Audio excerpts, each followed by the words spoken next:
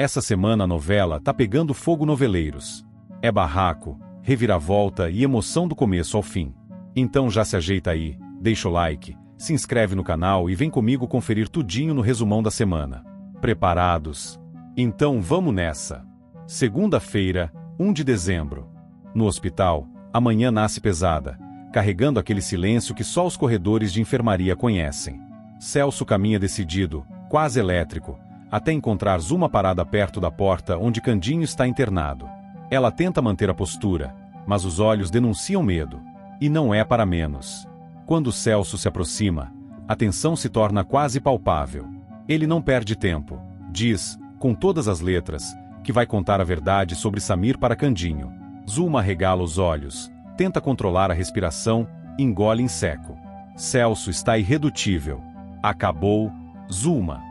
Ele tem o direito de saber, afirma com firmeza. A mulher tenta manipular, tenta chorar, tenta puxar apelos sentimentais. Mas Celso, tão cansado quanto indignado, vira as costas sem dar margem para negociação. Fica claro que ela está prestes a ver todo o castelo que construiu ruir de uma vez. Enquanto isso, Estela e Dita estão juntas numa salinha reservada do hospital. Estela mexe nervosamente nos papéis, enquanto Dita caminha de um lado ao outro, aflita. Elas precisam descobrir se o teste de gravidez de Zuma foi falsificado, mas não sabem ainda como. Dita diz que não pode permitir que Candinho sofra mais uma mentira, e Estela concorda. Nenhuma das duas pretende acusar sem provas, mas o comportamento de Zuma é estranho demais para ser ignorado. Estela, com seu profissionalismo, explica que existem maneiras de rastrear exames, cruzar horários, analisar possíveis trocas de amostras. Ela só precisa de tempo e acesso. Dita respira fundo, sente esperança e desespero misturados. O amor por Candinho está ali, latente, doendo e pulsando ao mesmo tempo. As duas se olham com uma determinação silenciosa. Elas vão descobrir a verdade. Do lado de fora, Samir e Picolé correm pelo corredor, com a energia típica das crianças, mas com uma urgência em comum. Eles encontram Estela e pedem sua ajuda. Querem levar Policarpo para visitar Candinho. O pedido é tão puro que Estela sorri. Picolé explica que o burro sente saudade, que Candinho vai melhorar se ouvir o amigo. Samir, com os olhos brilhando, insiste dizendo que Candinho sempre fica feliz com Policarpo. A médica baixa até a altura deles, pensa por alguns segundos e decide que vai falar com Túlio. Afinal, aquela visita tão improvável pode ajudar mais do que qualquer remédio. As crianças comemoram baixinho, como se receassem serem repreendidas por alguém a qualquer momento. Enquanto isso, na rádio, Lúcio conversa com Thales em um canto discreto. Eles conspiram um plano ousado, enganar Ernesto para que Dita consiga gravar seu disco. Thales, sempre mais impulsivo, acha que podem aproveitar algum horário em que Ernesto esteja ausente, desviar as atenções da equipe e gravar escondido. Lúcio, mais estratégico, pensa em usar documentos, horários alterados, enganar o sistema interno. A conversa segue animada, cheia de possibilidades, até que surge Olímpia, parada à porta, ouvindo tudo sem ser anunciada. Os dois congelam ao perceber que ela ouviu cada detalhe. Olímpia cruza os braços, julgando-os com o olhar. O clima fica tenso, e ninguém sabe se ela vai ajudar ou atrapalhar. Enquanto isso, na pensão, Quincas está sentado à mesa com Sônia. Ele parece inquieto, olhando para ela com um misto de preocupação e amor. Finalmente, ele pergunta sobre o bebê deles. Sônia respira fundo, um pouco envergonhada, um pouco aliviada por ele tocar no assunto. Ela admite que também está confusa, que tudo aconteceu rápido demais, e que a situação com o teste precisa de mais esclarecimentos. Quincas segura a mão dela, e por um momento o drama todo desaparece. Ali estão dois jovens tentando entender o que fazer, presos entre responsabilidade e paixão. O olhar carinhoso de Quincas acalma Sônia como sempre fez. No sítio, Zé dos Porcos está remexendo algumas coisas guardadas quando encontra uma mala pesada. Ao abrir, fica boquiaberto. É o dinheiro desaparecido de Cunegundes. Ele arregala os olhos, olha ao redor para ter certeza de que ninguém está vendo, e quase deixa a mala cair de susto. Ele tenta entender se deve contar imediatamente ou esconder a descoberta até saber o que fazer. A confusão interna é tanta que ele se senta no chão, encarando aquele dinheiro como se ele fosse capaz de responder sozinho. Tudo muda naquele instante. Ele entende que aquilo pode alterar os rumos da família inteira. Já na cidade, Maria Divina toma uma decisão inesperada. Depois de tantas idas e vindas no coração, ela resolve focar em si mesma. Decide que quer se tornar uma estrela da dança. Ela procura Tamires, que a recebe com a empolgação típica. Maria Divina diz que quer aprender de verdade, quer treinar, quer crescer, quer brilhar. Tamires, animada, promete ajudá-la sem sombra de dúvida. As duas começam a planejar treinos, apresentações, oportunidades. Pela primeira vez em muito tempo, Maria Divina parece olhar para o futuro com brilho nos olhos. De volta ao hospital, Zuma anda apressada pelos corredores, nervosa, quase ofegante. Ela está indo encontrar Sandra. As duas se reúnem discretamente em uma salinha vazia. Zuma tenta se justificar, tenta explicar que tudo está ruindo, que Celso vai contar a verdade sobre Samir, que o plano está em perigo. Sandra, por sua vez, está fria. Escuta, mas não demonstra empatia. Avalia a situação, calcula riscos, como sempre. Elas trocam tensões, tentam encontrar alguma estratégia, mas a sensação é que ambas estão cercadas. Zuma percebe que Sandra está mais preocupada consigo mesma do que com qualquer aliança. É uma parceria frágil que pode quebrar ao menor toque. Enquanto isso, Stella conversa com Túlio sobre o pedido das crianças. Ele escuta, surpreso, mas concorda que talvez a presença de Policarpo faça bem a Candinho. Depois de avaliar riscos, eles decidem permitir a entrada do burro, com supervisão, claro. A cena seguinte é uma mistura de caos e ternura. Samir e Picolé chegam felizes, acompanhando Policarpo, que entra no hospital causando espanto entre enfermeiros, pacientes e visitantes. Mas quando o animal chega perto do quarto de Candinho, tudo se transforma. Há um silêncio reverente. Stella abre a porta devagar e deixa o burro se aproximar da cama. E então acontece algo que ninguém esperava. Candinho, até então tão fraco, tão imóvel, reage. O som suave de Policarpo, seus movimentos, seu cheiro familiar, tudo aquilo desperta algo nele. Seus olhos tremem, seu rosto se contrai, e ele esboça um gesto com a mão. Samir, que observava com o coração quase saindo pela boca, vibra imediatamente. Ele corre até a cama, sorrindo, chorando, chamando o nome de Candinho. Policarpo balança a cabeça como se estivesse respondendo. A esperança invade o quarto como uma luz quente depois de muitos dias nublados. Os médicos entram rapidamente, mas a reação é real. Candinho está lutando. Está voltando. E ali, naquele instante tão frágil quanto poderoso, todos entendem que talvez, só talvez, o amor, a verdade e a presença daqueles que realmente importam sejam mais fortes do que qualquer mentira ou tragédia. Terça-feira, 2 de dezembro. A notícia de que Sandra pretende visitar Candinho no hospital cai como uma bomba entre aqueles que conhecem o passado turbulento da moça. No entanto, antes que esse momento aconteça, o clima nos corredores da cidade já está carregado de tensões, verdades prestes a explodir e alianças costuradas às pressas para proteger quem merece, ou para salvar apenas a própria pele. Lauro, ainda ressentido pela atitude de Stella e Túlio, não esconde sua autoridade ao repreendê-los por terem permitido a entrada de Policarpo no quarto de Candinho. Ele reconhece a forte ligação entre o mascote e o rapaz, mas insiste que o hospital não pode se transformar num desfile de visitas clandestinas, muito menos quando o paciente está em estado frágil. A bronca, porém, cria um clima pesado. Stella tenta argumentar que a reação de Candinho ao ver Policarpo foi positiva, que o gesto aqueceu o coração dele e trouxe esperança.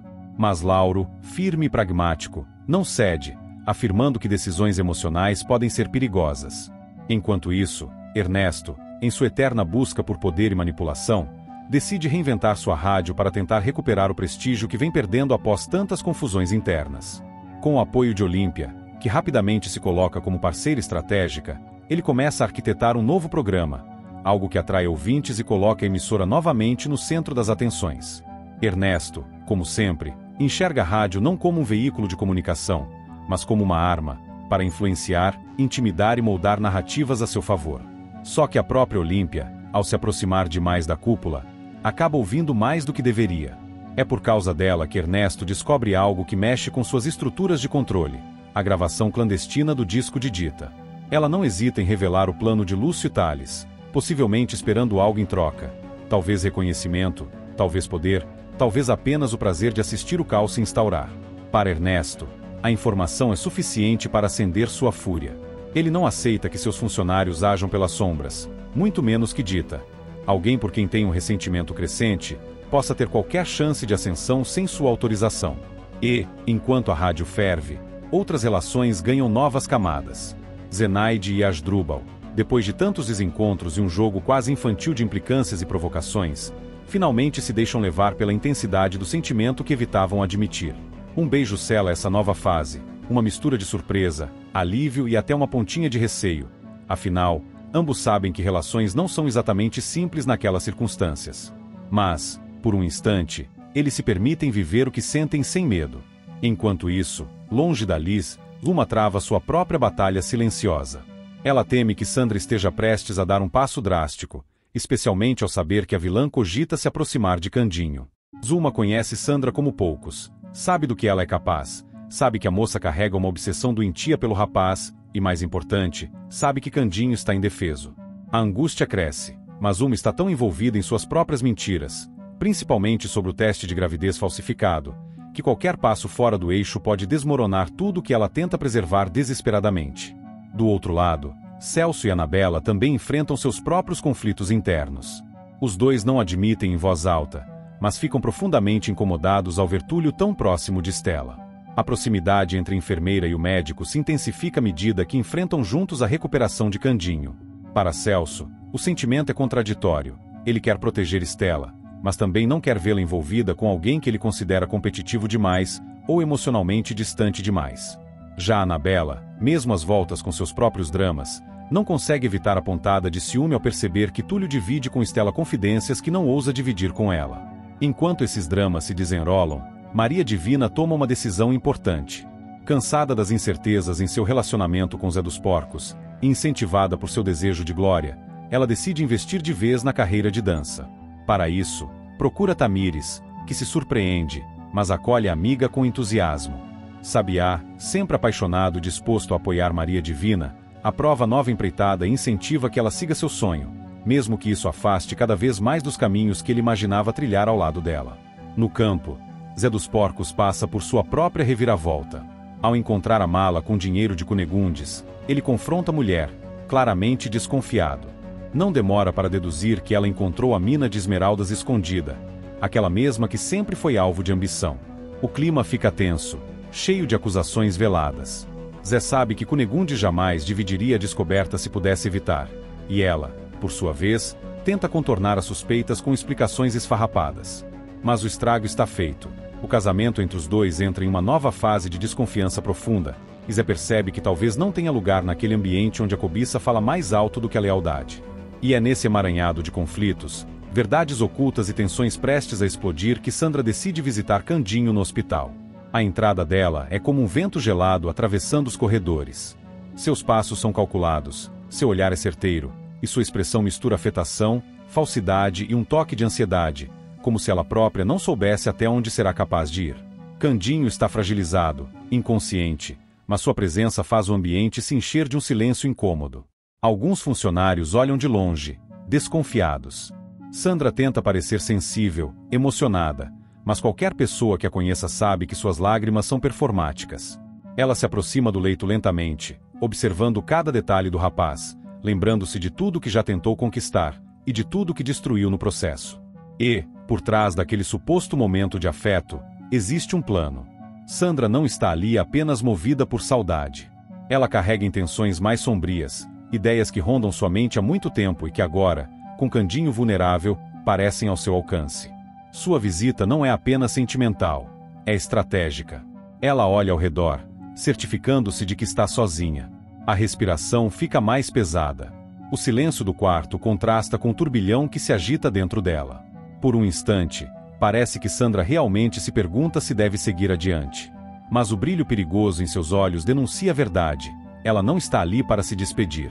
Está ali para garantir que sua história termine do jeito que ela quer, custe o que custar. Quarta-feira, 3 de dezembro.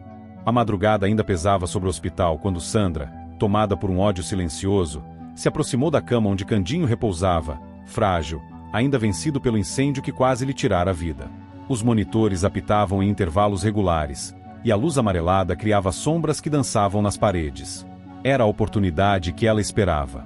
Você não devia ter sobrevivido. Sempre foi um estorvo, ela sussurrou, inclinando-se com expressão dura enquanto se aproximava do soro, os dedos trêmulos, mas ansiosos para concluir mais uma crueldade. O quarto estava vazio, quieto, e por um instante Sandra acreditou que o destino finalmente se alinhava aos seus desejos. Mas a porta bateu com força. Um impacto que rasgou o silêncio e fez Sandra saltar para trás como se tivesse sido pega em flagrante por um raio. Dita entrou em desespero, os olhos arregalados como se tivesse pressentido a tragédia. "O que você está fazendo aqui?" Ela disparou, encarando Sandra com uma fúria tão grande quanto o terror de perder Candinho. Sandra tentou disfarçar, mas a mentira não encontrou terreno firme. Dita correu imediatamente até o amado, tocou seu rosto, conferiu seus sinais, como se quisesse ter certeza de que o encontrou vivo, e encontrou. Sandra saiu, quase expulsa por aquele olhar feroz que Dita lhe lançou, um olhar que prometia guerra. O clima carregado que ficou pairando no ar dizia mais que 1000 palavras. Não demorou para Ernesto saber da visita suspeita de Sandra. Ele, já tomado pelo medo de perder o controle, não se limitou a brigar com ela, decidiu voltar sua ira a Lúcio. Quando encontrou o radialista, esbravejou, puxando pelo braço, acusando de traição, de usar a rádio para propósitos que não lhe diziam respeito. E, no auge da sua fúria, Ernesto cravou: "A gravação do disco da Dita tá proibida." "Proibida? Eu não vou permitir mais nenhum passo sem minha autorização." Lúcio tentou argumentar, mas era inútil. Ernesto não queria explicação, queria poder. Enquanto isso, Zulma, tomada pelo nervosismo que já vinha corroendo seu sono há dias, decidiu ir até o hospital pedir para ver Candinho. A ideia de que Sandra estivesse disposta a tudo, inclusive a tentar contra a vida dele, a apavorava. Mas ninguém acreditava em sua preocupação mal explicada. Zulma não era vista como uma mulher movida por cuidado, mas por cálculo, e isso deixava todos com o pé atrás. No corredor, Dita desabafava com Estela, cheia de indignação e pressa. "Eu vou descobrir essa mentira da gravidez da Zulma, nem que seja a última coisa que eu faça," ela afirmou, convicta. Estela concordou com a cabeça, dividida entre a esperança de ver a verdade exposta e a preocupação com o caos que isso poderia causar. Mas a verdade era uma só: a história da gravidez estava fedendo, e todo mundo sabia. Do outro lado da cidade, outra tensão surgia, mas dessa vez, no coração de Estela. Celso e Anabela voltavam a alimentar ciúmes por causa de Túlio, que parecia cada vez mais próximo da moça. Túlio, sempre gentil, sempre presente, mexia com ela de um jeito que Celso percebia de longe. E embora Estela tentasse se manter firme nas próprias emoções, o conflito interno era inevitável. O triângulo amoroso pulsava, empurrando todos para caminhos que talvez não pudessem ser mais revertidos. Enquanto isso, no dancing, Maria Divina fazia sua tão esperada estreia. Sob as luzes vibrantes, ela encantou o público com uma performance cheia de vida, brilho e ousadia. Tamires, satisfeita com o resultado de seu apoio, aplaudiu de pé. Mas, no fundo do salão, Francine observava tudo com um incômodo crescente. O sucesso repentino de Maria Divina não descia fácil, havia orgulho ferido, e talvez um pouco de medo também. Mais distante dali, Zé dos Porcos vivia um dilema de outro tipo: encontrar a mala cheia de dinheiro que Cunegundes tanto tentava esconder. Ao interrogá-la, percebeu que a explicação não se sustentava. Cunegundes, sempre esquiva, tentava fugir do assunto, mas era tarde demais. Zé dos Porcos entendeu que aquela fortuna tinha origem na mina de esmeraldas que a mulher encontrara.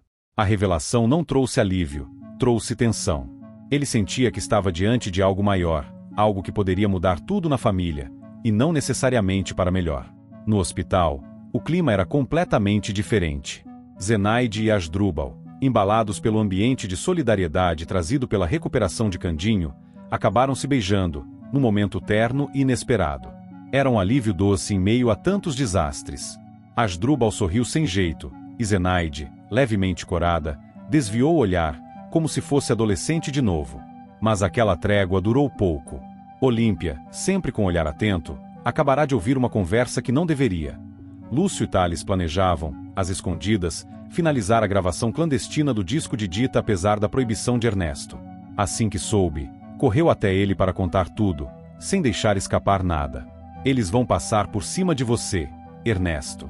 E ainda vão fazer Dita virar estrela sem sua aprovação. Ela provocou, sabendo exatamente como cutucar seu ego. Ernesto ficou lívido, com raiva saindo pelas orelhas. A traição dupla, de seus funcionários e da mulher que ele tentava controlar, fez o sangue ferver. Era questão de tempo até ele agir de novo. No meio de tantos conflitos, uma desesperava-se com outro problema: Sandra. Ela tinha certeza de que a comparsa seria capaz de ir longe demais. Com medo do que poderia acontecer, Uma procurou Sandra, tentando convencê-la a recuar, a não fazer mais nenhuma loucura envolvendo Candinho. Se você passar do limite, vai botar tudo a perder. Ela avisou, mas Sandra apenas sorriu de canto, aquele sorriso frio que sempre dava calafrios. Na ala médica, enquanto isso, um detalhe não parava de incomodar Túlio. Dita, ainda abalada pela invasão de Sandra no quarto de Candinho, comentou sem pensar, tinha uma enfermeira loira lá dentro. O médico franziu o senho imediatamente. Não temos nenhuma enfermeira loira de plantão, ele respondeu, e a revelação deixou o ar mais pesado do que nunca. A informação caiu como bomba. Estela, que também ouviu, trocou um olhar inquieto com Dita. Se aquela mulher não era enfermeira, então quem era? A resposta era óbvia e perigosa. Enquanto Dita corria novamente até o quarto para conferir o estado de Candinho, ignorando o horror que aquela percepção lhe causava, em outra sala Sônia vivia sua própria tormenta. Ela havia recebido de Lauro e Tobias uma proposta inesperada, que formassem uma família junto com o bebê. Você não precisa fazer isso sozinha, disse Tobias, tentando encorajá-la. Sônia ouviu, tocada, mas ao mesmo tempo inquieta. O gesto era bonito, mas também complicado.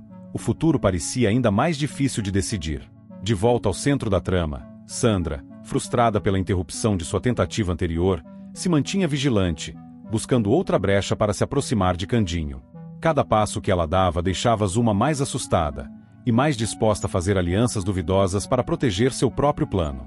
A fábrica incendiada, o teste de gravidez falso, a verdade prestes a ser descoberta. Tudo parecia prestes a explodir ao mesmo tempo. E assim a noite avançava, carregada de tensões e desconfianças. No quarto de Candinho, Dita permaneceu ao lado dele, segurando sua mão, prometendo baixinho que nada nem ninguém jamais o machucaria de novo. O coração dela, cansado, mas firme, parecia ser a única âncora em meio ao caos que se aproximava. Quinta-feira, 4 de dezembro. A manhã começava a despontar em São Paulo, mas o clima estava longe de ser tranquilo. No quarto de hospital onde Candinho lutava pela vida, o ar parecia sempre mais pesado. A situação dele deixava cada personagem à flor da pele, e cada pequena movimentação dentro daquele cenário gerava uma onda de novas tensões. A primeira delas surgiu cedo, quando Sandra, já carregada de nervosismo, perdeu o controle com Zuma. A convivência entre as duas nunca foi fácil, mas agora, com segredos se acumulando e o perigo rondando por todos os lados, a irritação de Sandra atingia níveis que até mesmo Zuma não esperava. Você só complica as coisas, Sandra disparou, impaciente, enquanto Zuma tentava explicar suas preocupações sobre a aproximação de Celso e o risco da verdade vir à tona. A discussão terminou com Sandra saindo do quarto com passos duros, deixando Zuma mais assustada do que irritada. Enquanto isso, em outro ponto da cidade, Simba dava seu próprio jeito de se infiltrar nos conflitos da história. Sem pudores, ele procurou Ernesto, trazendo consigo um trunfo perigoso, informações sobre Samir. Eu sei quem é o menino. Sei tudo. E se você não quiser que isso venha à tona, vai ter que colaborar comigo, ele afirmou, numa postura de chantagem direta. Ernesto franziu o senho no começo, mas logo percebeu que aquela ousadia poderia ser útil. Ao invés de explodir de raiva, como costumava fazer, ele sorriu, um sorriso breve, de quem enxerga a oportunidade onde outros veem ameaça. Esse detalhe deixou Sandra em desespero quando soube. A ideia de Ernesto se aliar a Simba trazia riscos que ela não estava disposta a enfrentar. Na fábrica destruída, nos hospitais e nas casas ao redor, a vida seguia entrelaçada aos dramas que só cresciam. Túlio, por exemplo, vivia um momento completamente diferente. Numa conversa íntima com Estela, longe do tumulto e das tensões, reafirmou seu amor por ela. Era um gesto doce, sincero, que a deixava sempre um pouco sem jeito. Eu não vou desistir de você, ele repetiu, e Estela, dividida entre o que sente e o que teme, apenas respirou fundo, tentando encontrar palavras que não viessem carregadas de incerteza. No hospital, Celso tomou coragem para fazer o que sabia que precisava ser feito, mesmo que o momento fosse delicado. Ele entrou no quarto de Candinho, que ainda estava desacordado, e se aproximou devagar. Observou o primo por um instante, com um tipo de carinho triste que só existe em vínculos muito profundos. Depois, com a voz firme, declarou: "Quando você acordar, Candinho, eu vou te contar a verdade. Vou te dizer que Samir é Júnior. Você merece saber." E foi nesse instante que algo inesperado aconteceu. Mesmo inconsciente, Candinho reagiu. O corpo dele se mexeu, como se a alma quisesse responder àquela revelação. A respiração alterou o ritmo, e uma onda de alerta tomou conta do quarto. Túlio, que passava pelo corredor naquele exato momento, entrou rapidamente ao ver Celso chamando ajuda. Em segundos, assumiu o controle da situação e estabilizou Candinho, explicando que aquilo poderia ter sido apenas um reflexo involuntário, mas também poderia indicar que ele estava ouvindo, no fundo de sua inconsciência. Estela, que chegará logo depois, ficou de pé ao lado da cama, torcendo para que aquele pequeno sinal fosse o início de algo maior. Enquanto isso, no escritório da rádio, o clima era completamente outro. Ernesto, recém-saído de sua conversa com Simbá, sentia-se estranhamente satisfeito. Simbá mostrará uma esperteza que o surpreendia, uma ousadia que, ao contrário de irritá-lo, despertava admiração. A gente ainda vai fazer muita coisa juntos, Ernesto disse, fechando o acordo entre os dois com um aperto de mão firme. Sandra, ao ouvir sobre essa aproximação, se desesperou. A ideia de ter mais um elemento imprevisível ao lado de Ernesto, alguém que agora sabia demais, parecia um desastre prestes a acontecer. Mas a vida continuava trazendo novas reviravoltas. Cunegundes, sempre cheia de segredos e interesses próprios, finalmente chegou a São Paulo. A viagem era carregada de intenções, algumas ditas, outras escondidas sob o pano grosso de sua personalidade dura. Sua presença seria, sem dúvida, uma peça importante nas próximas movimentações envolvendo a fortuna escondida das Esmeraldas. Na cidade, Jocasta vivia em seu próprio mundo de desejos e ambições. Ao perceber Quinzinho passando perto dela, tratou logo de se insinuar. Com sorrisos maliciosos e palavras calculadas, se aproximou dele tentando conquistar sua atenção, talvez até sua admiração. Quinzinho, meio sem jeito, não sabia ao certo como reagir, embora a situação claramente o deixasse confuso e um tanto lisonjeado. Do outro lado, Zé dos Porcos carregava uma tristeza grande e silenciosa. O medo de ter perdido Maria Divina tomava conta dele desde o incêndio e desde que ela começara a seguir novos caminhos ao lado de Tamires e da dança. A insegurança o consumia, e cada lembrança do amor que tinham vivido fazia o coração apertar mais. Ele não sabia se tinha espaço na nova vida dela, e essa dúvida o corroía. Enquanto isso, Ernesto e Simbá, agora aliados, discutiam seus próximos passos num canto reservado da rádio. Ernesto parecia mais leve do que nos últimos dias. A sensação de estar retomando o controle deixava-o com um humor quase afável. Simbá, esperto, percebia a vantagem de estar próximo daquele homem poderoso, mas também mantinha os próprios interesses em mente. O acordo, embora firmado, era movido por conveniências que poderiam, a qualquer momento, explodir nas mãos dos dois. Na escola, Estela enfrentava outra preocupação, Anabela. A menina, ainda abalada pela sequência de acontecimentos recentes, pediu para não ir mais à escola. Não quero mais estudar, não gosto mais de ficar lá, ela disse, com lágrimas nos olhos. Estela a acolheu, tentando compreender seus motivos, mas a verdade é que a fragilidade da menina atingia todos que conviviam com ela. De volta ao hospital, o peso da situação de Candinho continuava presente. Dita, cansada e com o coração apertado, tentava ser forte, mas cada dia parecia mais difícil. Ao lado dela, Picolé e Policarpo, fiéis na dor e no amor que tinham pelo homem que os acolhera, também sofriam. Picolé ficava abraçado aos joelhos, repetindo baixinho que Candinho ia melhorar, enquanto Policarpo, silencioso como sempre, encostava a cabeça na perna dela, como se também sentisse falta do amigo. Aquele trio, unido por laços que iam além do sangue, parecia amontoado no mesmo canto de dor e esperança, aguardando o momento em que Candinho finalmente abrisse os olhos e devolvesse um pouco de luz à vida de todos eles. E assim, entre planos obscuros, fragilidades expostas, amores em crise e lealdades sendo testadas, mais uma peça se movia no tabuleiro instável que rodeava Candinho. Cada personagem seguia seu caminho, mas todos, de alguma forma, estavam conectados ao destino do homem que, mesmo desacordado, continuava sendo o coração pulsante daquela história. Sexta-feira, 5 de dezembro. A madrugada ainda nem tinha terminado quando a tensão começou a se espalhar pelos corredores do hospital como um vento frio que anuncia tempestade. Candinho, que vinha lutando bravamente pela vida desde o incêndio, teve uma piora súbita que deixou todos em alerta. Túlio foi o primeiro a perceber as alterações no monitor cardíaco e chamou Lauro imediatamente. Ambos correram para o quarto, trocando olhares que já diziam tudo, a situação era grave. Enquanto avaliavam os sinais de Candinho, a atmosfera parecia estremecer. Ele está entrando em instabilidade outra vez, murmurou Túlio, tentando manter a calma que sempre o caracterizava como médico, mas que naquele momento fugia pelos dedos. Lauro concordou, com o senho franzido. Precisamos ajustar tudo e acompanhar de perto. Se houver mais uma queda desses níveis, teremos problemas. E assim começou o novo ciclo de preocupação que envolveria toda a trama daquele dia. Em outro canto do mesmo hospital, Stella encarava outra descoberta, não tão dramática quanto a situação de Candinho, mas ainda assim perturbadora. O novo exame de Sônia havia chegado, e dessa vez o resultado não deixava dúvidas. Positivo. Grávida. Stella franziu a testa, percebendo que algo não encaixava. Se agora deu positivo, então os primeiros exames estavam errados. Ou pior, foram trocados, ela concluiu, sua mente já ligando os fios que apontavam para Zulma. Não era a primeira vez que suspeitava da mulher, e a coincidência era grande demais. Ela precisava avisar Lauro, avisar Sônia, avisar Dita. Aquilo podia virar peça-chave na confusão envolvendo a falsa gravidez de Zulma.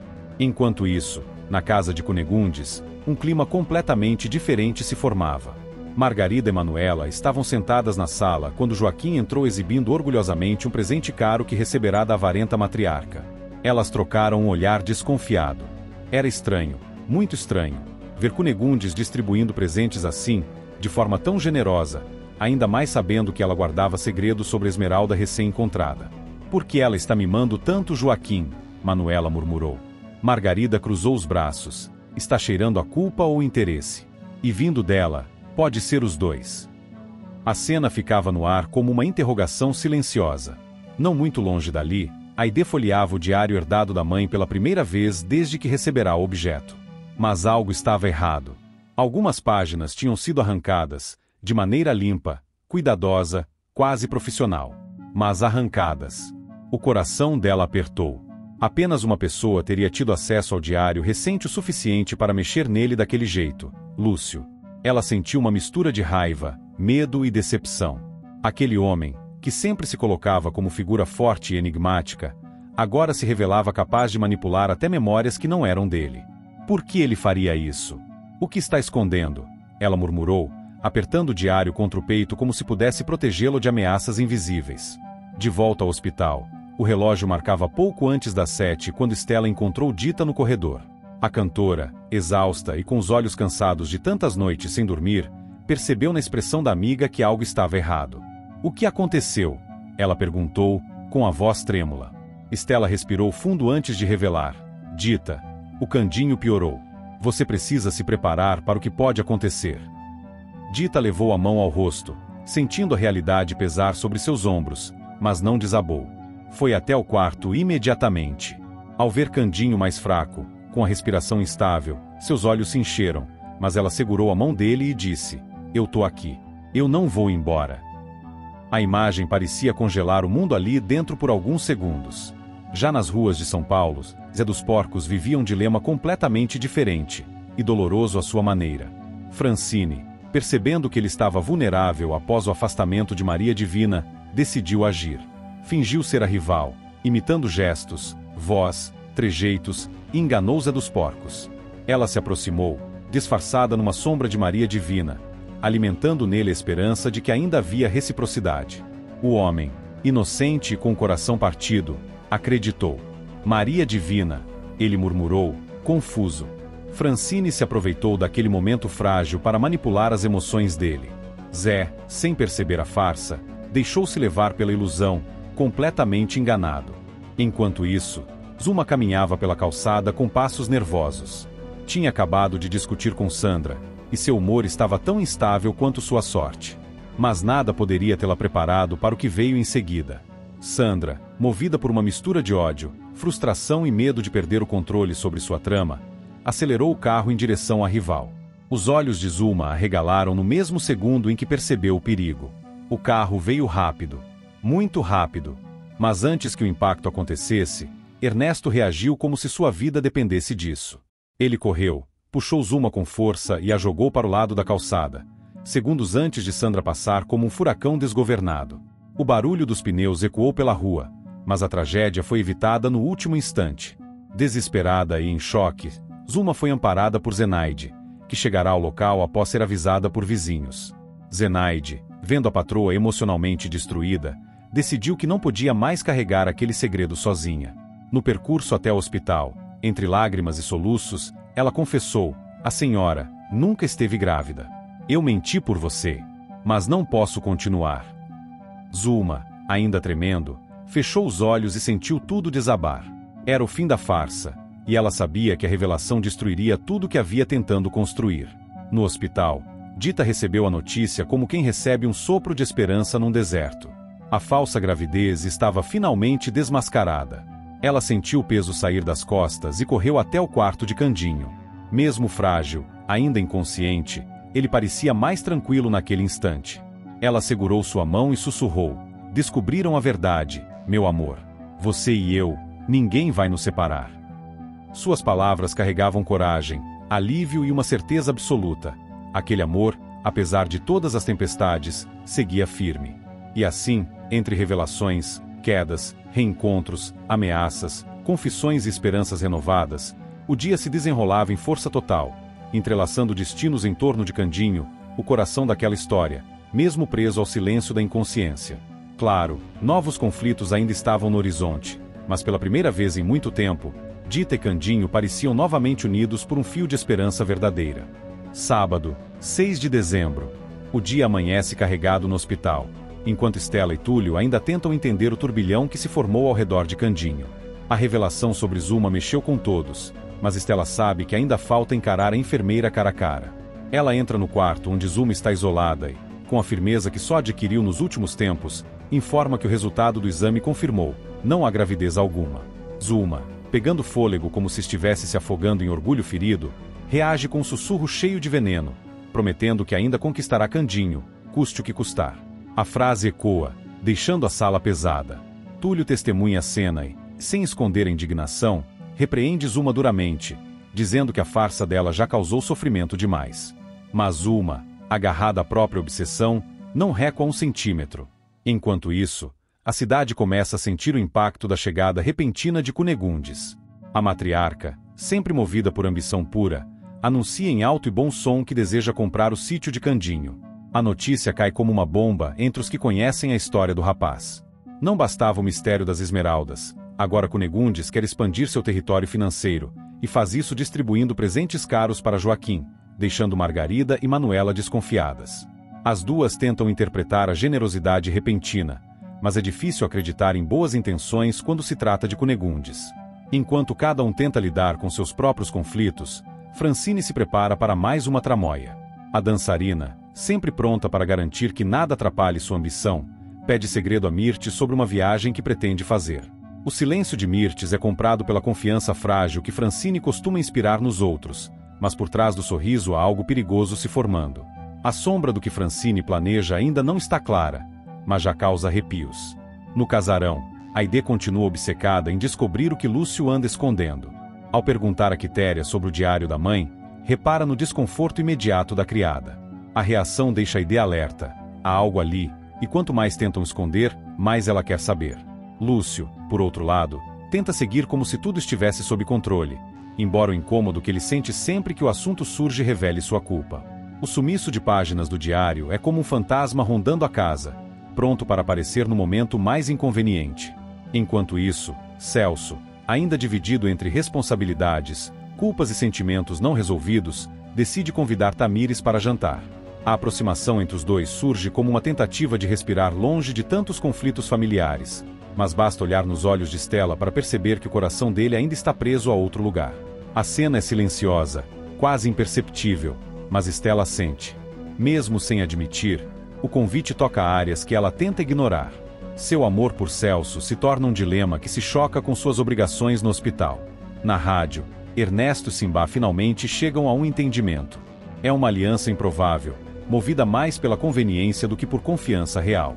Ernesto vê em Simbá alguém útil para seus planos, enquanto Simbá enxerga no radialista uma oportunidade de ganhar espaço e proteção.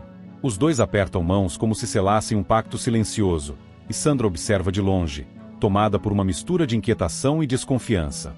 A aproximação entre os dois homens promete consequências que ela ainda não consegue prever. De volta ao hospital, Olímpia enfrenta seu próprio turbilhão emocional. Depois de descobrir as atitudes de Lúcio, que arrancou páginas do diário da mãe, ela decide que não pode mais agir sozinha. Determinada, marcha até Ernesto para pedir ajuda. A notícia o surpreende, mas o interesse de Ernesto cresce rapidamente, principalmente quando percebe que Olímpia está falando de algo sério. Ele escuta com atenção, avaliando o valor daquela informação.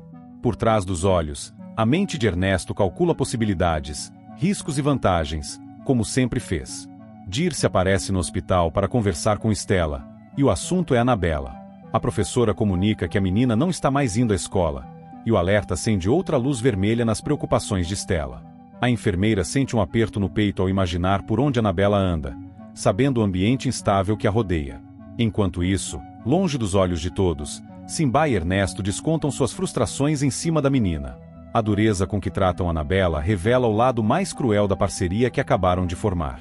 No meio de tantas idas e vindas, um momento inesperado surge. Lauro pede Sônia em casamento.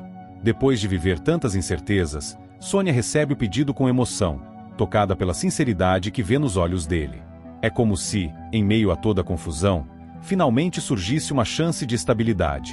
A proposta não só a emociona como oferece um novo rumo para sua vida, ainda mais agora que um bebê está prestes a nascer. Mas nenhuma alegria dura muito quando o destino insiste em testar todos. A saúde de Candinho permanece delicada. Ainda em coma, ele parece travar uma batalha silenciosa entre a vida e a desistência. E é nesse intervalo entre consciência e sonho que tem uma visão com Anastácia. A imagem da mulher que representou tanto para ele surge como um farol.